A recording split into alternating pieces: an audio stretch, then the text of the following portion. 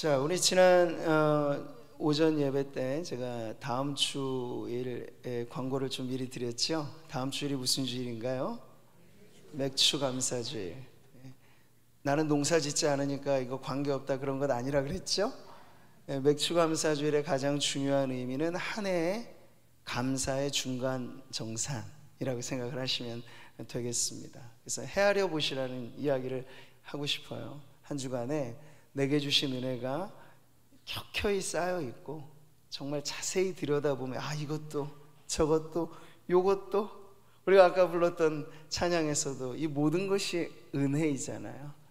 근데 은혜 받으신 이후에 싹 잊어버리시면 안 되고, 기회가 있을 때 그 은혜에 감사를 표현하는 건, 이것은 더할 나위 없이 큰 축복이고 우리의 특권이기도 합니다. 그래서 그런 마음에 감사를 담아서 이런 절기 때마다 주님 앞에 특별하게 하나님 영광을 돌리는 우리 성도님들 되시기를 바라고요. 저는 그렇습니다. 무엇보다도 감사의 절기에 개인적인 감사만이 아니라 교회적인 감사가 참 필요하잖아요. 공동체적인 감사를 우리가 생각할 때 맥주 감사 주일을 또 한 해의 절반을 지나는 이 시점에서 코로나 시기에 함께하지 못하는 여러 성도들 우리 주변에 있습니다. 뭉뚱그려서 보시는 게 아니고 내가 알고 있는 그 한 성도 한 성도들 맥주 감사 주일에 같이 좀 예배의 자리로 우리가 인도해서 하나님을 전혀 알지 못하는 분들에게도 우리가 사랑 나눔 축제를 통해서 복음을 전하고 인도하기도 하였는데, 정말 하나님의 사랑받고 또 하나님을 사랑하지만 여의치 않는 형편 속에 오래도록 발걸음이 멀어진 성도들을 여러분이 좀 적극적으로 함께 부르셔서 우리 맥주 감사 주일에 함께 모여 정말 예배하는 그 모습 자체가 하나님 영광 받으시는 아름다운 공동체적인 감사가 될 거라고 믿습니다. 아마 영상으로도 지금 예배에 참여하시는 분들이 계실 텐데 서로에게 그러한 좀 메시지를 나누면서 이렇게 한번 인사하면 좋을 것 같아요. 맥주 감사 주일에 만납시다. 네.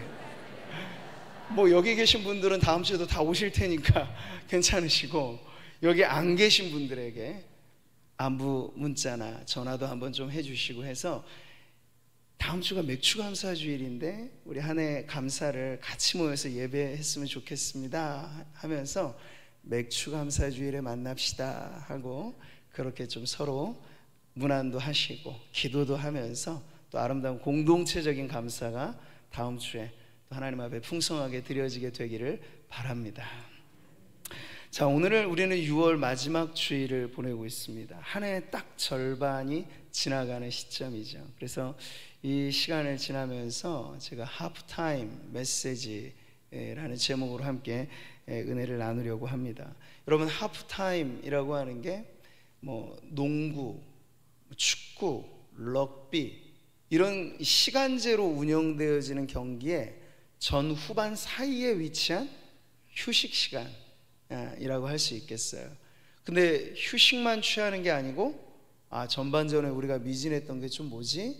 돌아보기도 하면서 후반전에 이런 전략을 가지고 우리가 승리를 거둬야 되겠다. 작전 타임이기도 한 게 바로 하프 타임입니다. 운동 경기에만 적용되지 않고요, 우리 인생에도 하프 타임이라는 게 있죠. 한 해의 절반은 그런 시간이고, 또 우리가 기준을 어떻게 잡느냐에 따라 차이는 있겠습니다만 이제 인생 나이 60은 저물어 가는 시점이 아니라 하프타임이라고 생각하셔야 돼요. 그래서 내 인생의 절반 정도를 지금 지나오고 앞으로 하나님 허락해 주시면 절반은 더 살아가야 될 텐데, 이 시기 즈음에 하나님 앞에 어떻게 내 인생을 가지런히 정리하고 또 나아갈 자리를 살펴보아야 하는가, 이게 바로 인생의 하프타임이 가지고 있는 의미입니다. 자, 이렇게 우리는 중요한 기점에 이를 때마다 한번 멈추어 서서 지나온 날을 좀 돌아보기도 해야 돼요. 거기서 반성할 것들은 반성을 하고 또 앞으로 걸어갈 길을 내다봐야 돼요. 계획해야 할 것은 또 계획하고, 그렇게 해야 우리의 삶이 시계추 똑딱똑딱 돌아가는 시계추 따라 움직이지 않게 돼요. 근데 시계추 따라 움직이면 매우 기계적인 삶이 되죠. 그냥 어제도 내가 살았고 오늘도 살고 내일도 아침에 해가 떠오르면 살겠지 뭐. 이건 매우 밋밋한 삶이죠.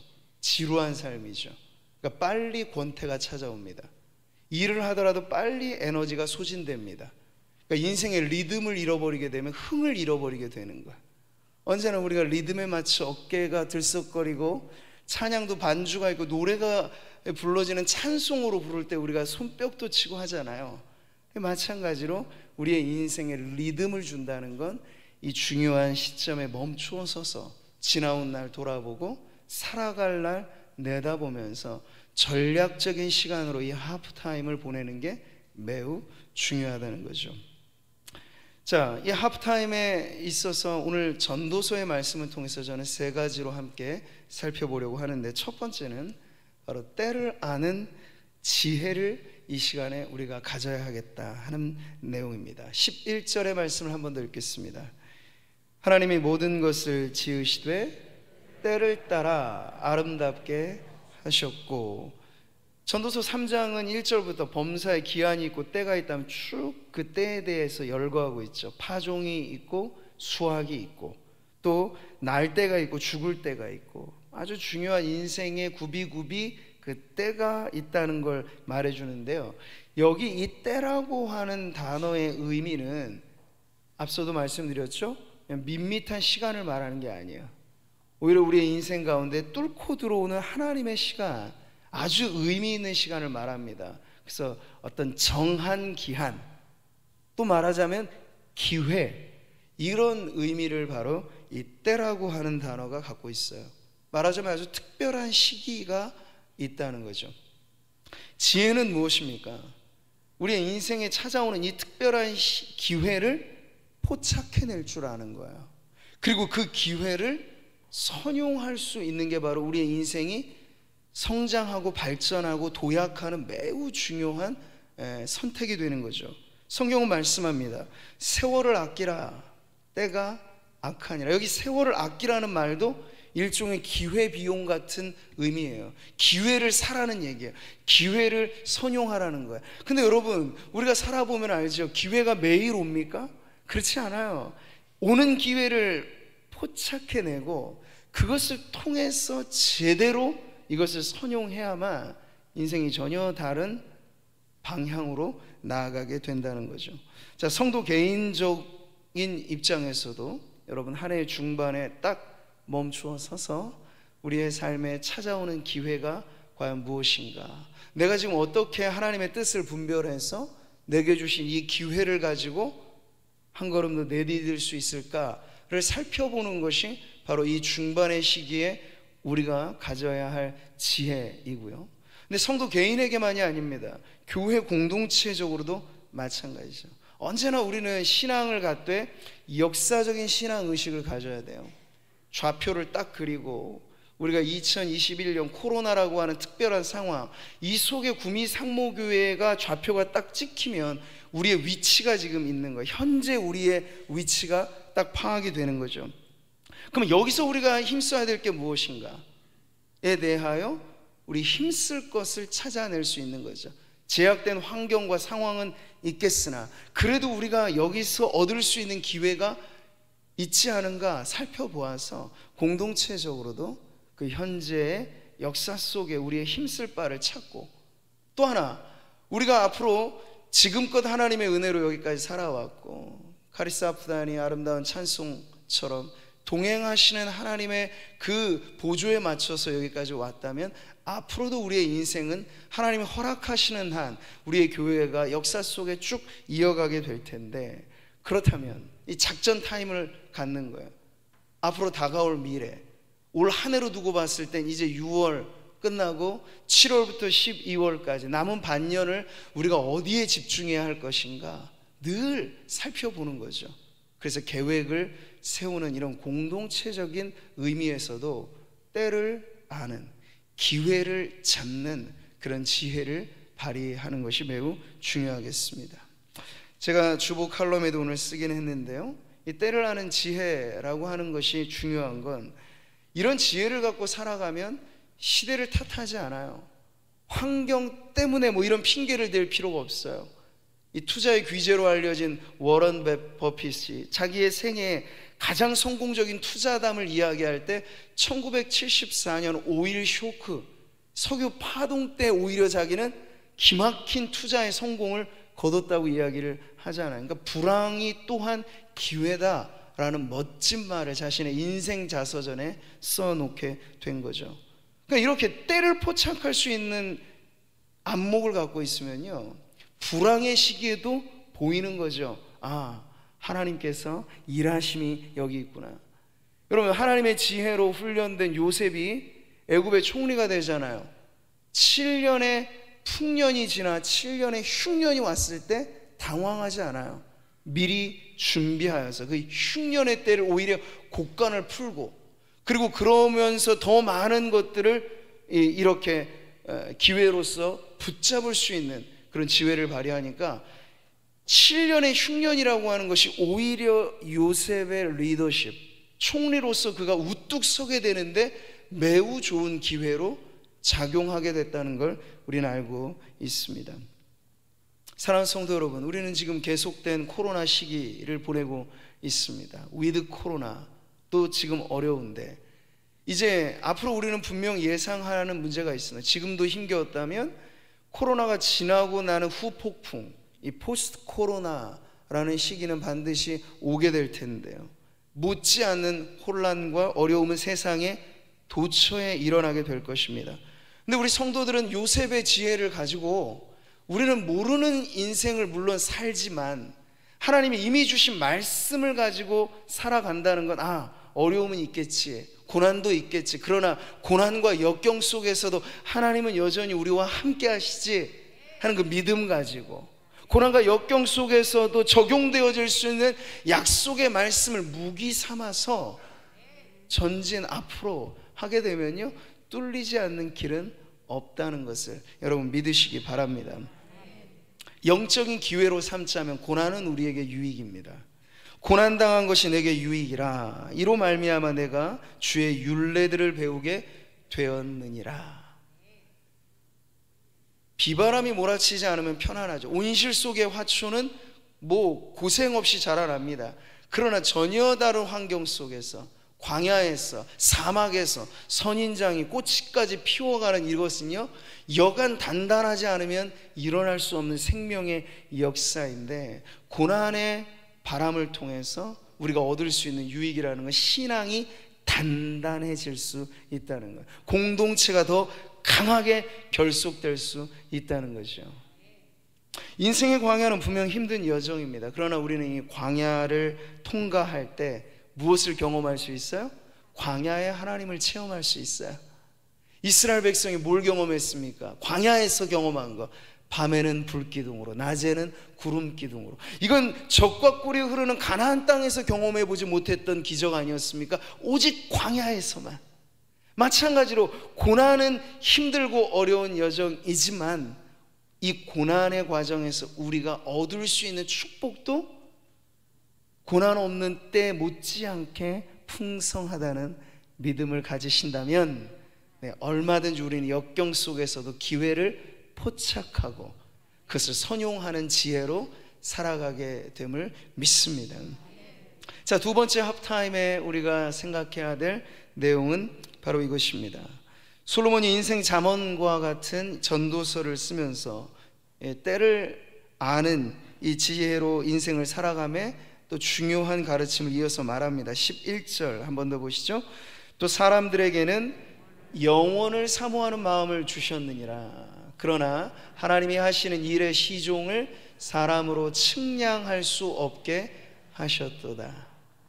이 말씀이 여러분 곰곰이 보시면 이게 조금 알쏭달쏭한 내용이기도 해요.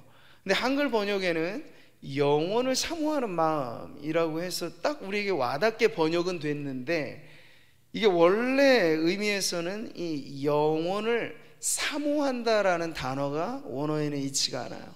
그럼 뭘까요? 이걸 조금 더 정확하게 번역하면, 하나님은 모든 인간에게 공히 영원에 대한 어떤 감각을 그 마음 가운데 심어주셨다라는 거예요. 그러니까 예수님을 믿는 성도들 뿐만 아니라 아직 믿음이 없는 인생들에게조차도 나는 하루를 살지만 그렇다고 인간이 하루살이는 아니지 하는, 적어도 우리의 인생 이 세상 살다 끝나버릴 것은 아니라고 하는 그런 영원에 대한 어떤, 아직까지는 추상적이고 뭉뚱그려지는 것이겠습니다만 그런 감각을 주셨다는 거예요.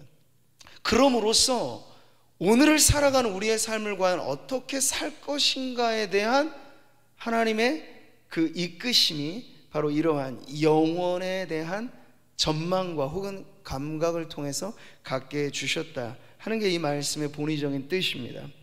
자, 우리는 인간 자체가 불완전하고 내일을 예측한다는 건 언제나 불확실한 전망이죠.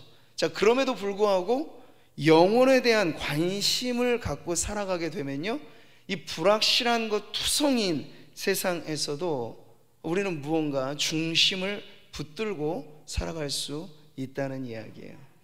여러분, 요즘의 세태는 어떻죠? 그렇지가 않아요. 뭐 욜로족 이런 말을 들어보셨죠?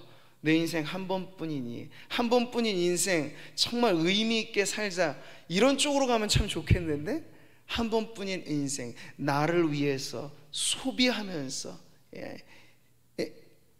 여지없이 그냥 원 없이 쓰다가 살자, 뭐 이런 주의를 가지고 살아가는 사람들을 욜로족이라고 이야기를 하는 거예요. 근데 그들이 한 가지 잊어버린 것이 있죠. 한 번뿐인 인생인 건 맞아요. 그런데 한 번뿐이라고 해서 인생으로 우리의 삶이 끝이 나는 것은 아니라는 걸 이 세상 사람들은 모르고 있는 거죠. 그냥 한 번뿐이니까 막 살아보자, 그냥 즐기며 살자, 쾌락을 추구하자, 이런 쪽으로 가는 게 어리석은 선택이라는 걸 모르는 거예요. 자, 우리는 현재를 물론 중요하게 여겨야 합니다.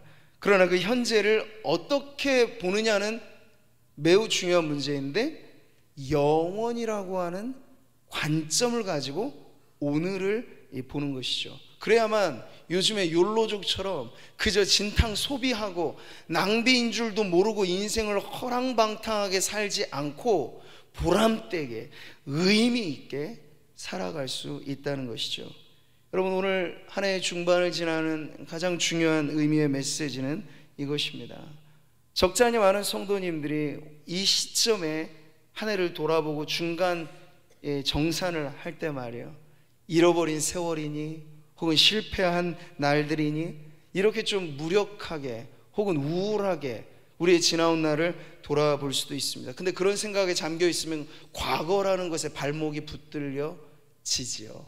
앞으로 나아가는 추진력을 얻을 수가 없습니다. 근데 전도서가 가르쳐주는 교훈은 이것이에요. 물론 우리는 크고 작은 실패를 딛고 여기까지 옵니다. 실수 하나 없이 살아오는 인생은 아무도 없습니다. 근데 그럴 때 돌이켜보니 얼룩진 실패와 좌절이 있지만 내 삶이 여기서 끝나는 것이 아니고 언제나 우린 저 멀리 더 멀리 바라보면 영원이라고 하는 관점에서 지금 오늘을 살고 있다는 것을 잊지 않으면 실패가 실패로 끝나는 게 아니고 하나님이 우리에게 얼마든지 이걸 만회할 수 있는 기회를 주실 거라고 하는 소망을 갖게 된다는 거죠. 여러분, 흐르는 강물처럼 산다는 건 그런 것 아니겠습니까? 강물이 지나가는 자리에 뭐 오염된 게 왜 없겠어요? 중간중간에 문제될 건 많겠지. 그럼에도 불구하고 뚫린 강줄기는 계속 흘러갑니다. 갑니다. 어디로 가는 거죠? 바다로까지 흘러가는 거예요.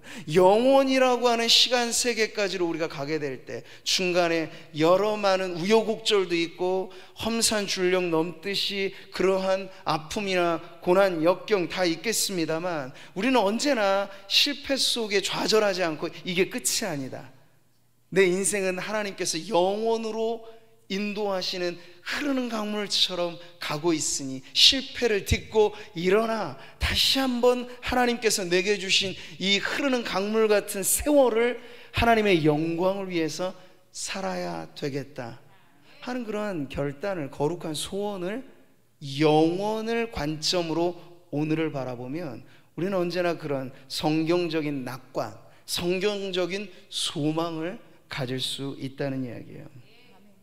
영원한 미래를 내려다보는 관점으로 오늘을 사시기를 바랍니다. 그러면 여러분, 과거의 실수, 잘못 그것 자체가 바뀌어지진 않겠습니다만 얼마든지 하나님께서 이걸 만회하게 하시는 오늘의 소중한 기회를 그것으로 다시 한번 붙잡게 될 줄 믿습니다. 영원 앞에 한평생도 아주 짧은 것인데 짧다고 해서 막 살아보세요. 그게 아니고 짧기 때문에 더 소중하게, 정말 눈 깜짝하면 지나가는 게 우리의 인생이라면 정말 더 소중하게 하나님 앞에 섰을 때 후회함 없게 오늘을 살아야지 하는 그러한 거룩한 결단을 갖게 되시기를 바랍니다. 하나님의 사람 모세가 지은 시로 알려진 시편 90편은 이러한 시구가 있습니다. 우리에게 우리 날 계수함을 가르치사 지혜로운 마음을 얻게 하소서. 우리의 날수를 계수하는 게 왜 지혜가 될까요? 살아온 날들과 앞으로 살아갈 날들, 그 총합이 영원이라고 하는 마치 바다로 향하는 강물처럼 지금 가고 있다고 하는 그런 세월에 대한 인식을 가짐으로써 하나님 앞에 허송세월 보내지 않을 수 있게 하는 지혜를 갖게 한다는 거죠. 그래서 이것은 인생 허물을 노래하는 것이 아니고, 이 모세의 기도는 맨 마지막에 결론이 우리 손에 행한 일을 견고하게 해달라는 소원으로 끝나요. 이렇게 말이죠. 우리 같이 한번 크게 읽겠습니다. 시작.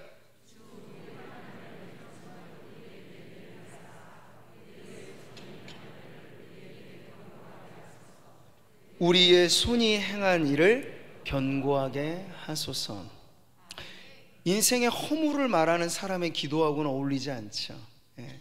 짧은 우리의 인생을 살면서 후회 없이 허송세월하지 않고 오히려 하나님 내게 맡겨주신 사명 따라, 비전 따라 내가 살아온 삶을 마치 농부가 일구어 놓은 터전, 경작해 놓은 밭과 같다면 하나님 그 밭에서 나오는 내 인생의 모든 성과들이 견고하게, 아름답게, 튼실하게 열매를 맺어서 하나님 앞에 드려지기를 원합니다.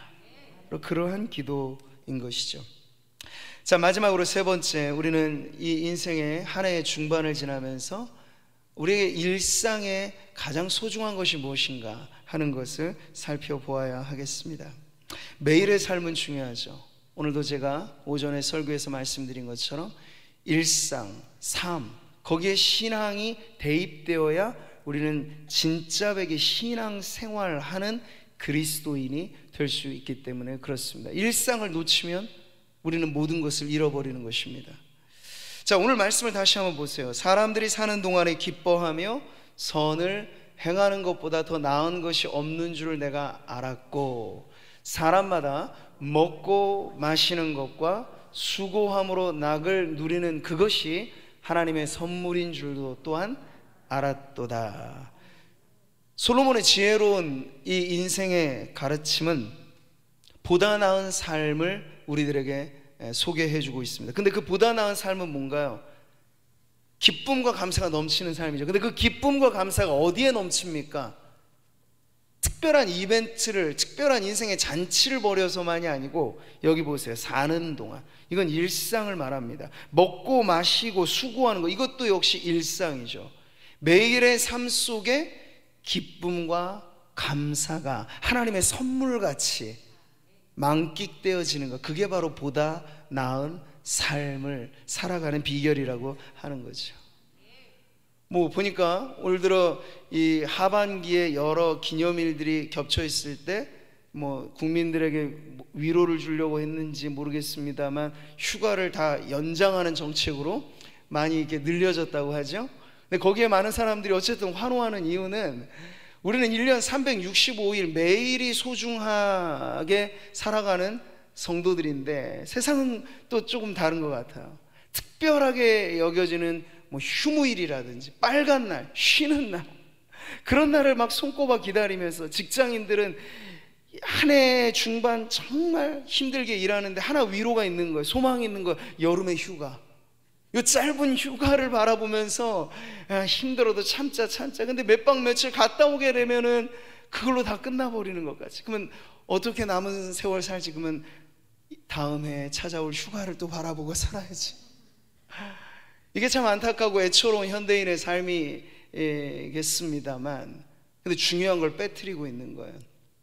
기쁨과 감사라는 건 이벤트가 아닌데, 하나님이 선물처럼 우리에게 주신 이 감사의 풍성한 삶은 매일같이 우리가 누릴 수 있는 축복인데, 우리 스스로가 이걸 기념일에 가다 놓고, 우리 스스로가 이걸 특별한 이벤트에 밀어놓고, 그래서 더 많은 날들 동안은 인상 찌푸리고 아무 낙도 없는 사람인 것처럼 그렇게 자초하며 살아가고 있는 것이 참 하나님 보시기엔 얼마나 안타까운 모습이겠습니까? 여러분, 기쁨과 감사는 이벤트로 얻는 것이 아닙니다. 매일 매 순간 하나님이 우리와 동행하시고 우리도 주님과 동행하면서, 주님 나와 동행을 하면서 나를 친구 삼으셨네. 우리 서로 받은 그 기쁨을 알 사람이 없도다.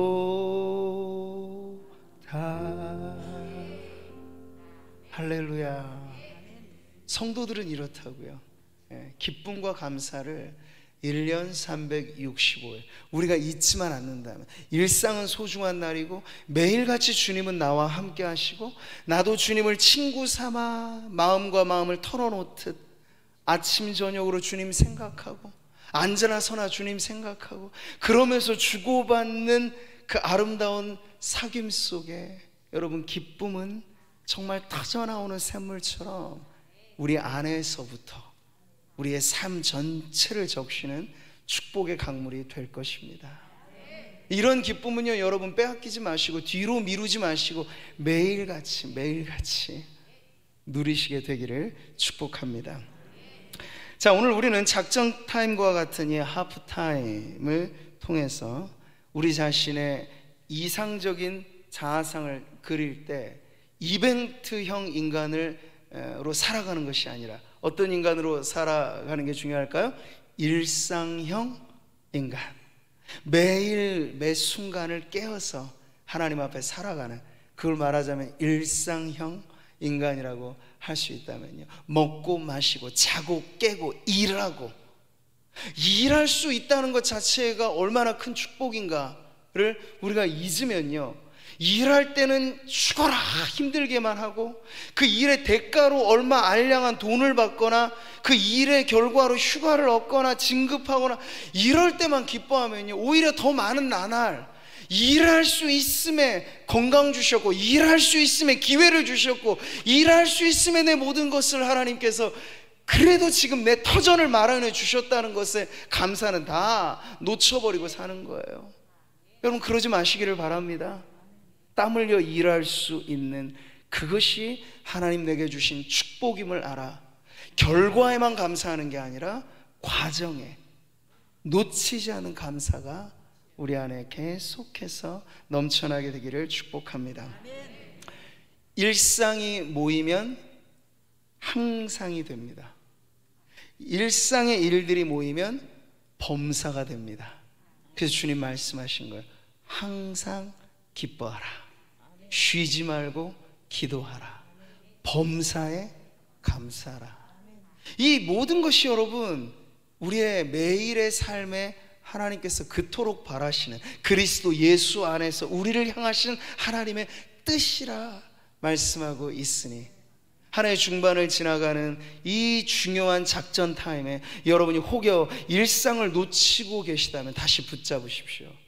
세상 사람들처럼 한 번뿐인 인생 즐기다 가자 이런 신조가 아니고, 한 번뿐인 인생이니 하나님 앞에 내 오늘의 감사를 내일로 미루지 말고 늘 주님께 감사하고 항상 주님 앞에 기뻐하면서 주님과 동행하는 오늘을 살자. 이것이 우리 성도들의 인생의 신조가 되기를 바랍니다. 오늘 말씀을 통해서 다시 한번 이제 이번 주 지나가면 달력의 반이 다 날아가고 7월로 맞이하는 다음 주일을 우리가 맞이하게 될 테고, 다음 주일은 한 해 감사의 중간 정산이라 말씀드린 맥주 감사 주일로 우리가 다시 모이게 되는데, 그때 한 주간을 살아가는 우리 성도님들의 마음 가운데 일상의 감사와 기쁨이 다시 한번 새로 회복되게 되기를 바라고요. 지나오고 놓쳤다 아쉬워하고 후회하며 살기에 우리의 인생은 너무 아까운데, 후회에만 젖어 계시지 말고 영혼의 관점에서 오늘도 희망이다, 영혼의 관점에서 오늘도 살만한 날이다 라고 하는 그런 절대 긍정의 희망을 주 안에 가짐으로 다시 한번 일어나 여러분 기운을 차리시기를 바랍니다. 그래서 내게 주시는 이 모든 것을 기회로 포착해서 여기에 열정적인 우리의 믿음의 헌신을 쏟아부어 오히려 고난마저도 유익이 되는 그런 축복 인생으로 이제 남은 반년도 승리하며 살아가는 우리 모든 성도님들 되시기를 주님의 이름으로 축복합니다.